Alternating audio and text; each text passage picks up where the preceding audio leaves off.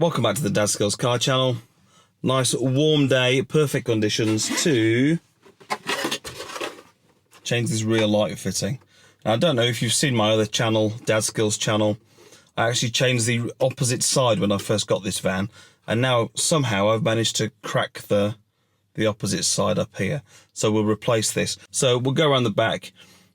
Before I change it, I'm going to check all the light bulbs work, all the lamps work, so that when I put the new one on, I don't find that there's a bulb out and I have to take it all apart again. But this is also the method for changing the lamps as well. It's simply two little Torx head screws in there. So if you need to change a bulb, you undo those screws and pull the whole thing out again.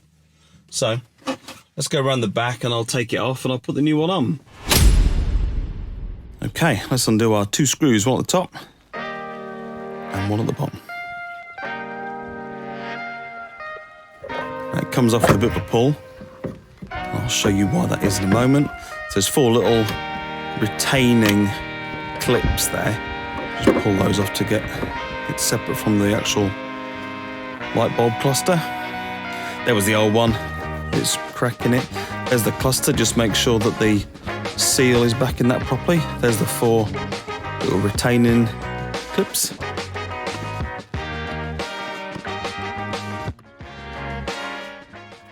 And that's what you want to take notice of, because that thing locates in a little hole at the top there. So it takes a bit of a push it back on, and then put your two screws in with your Torx head thing.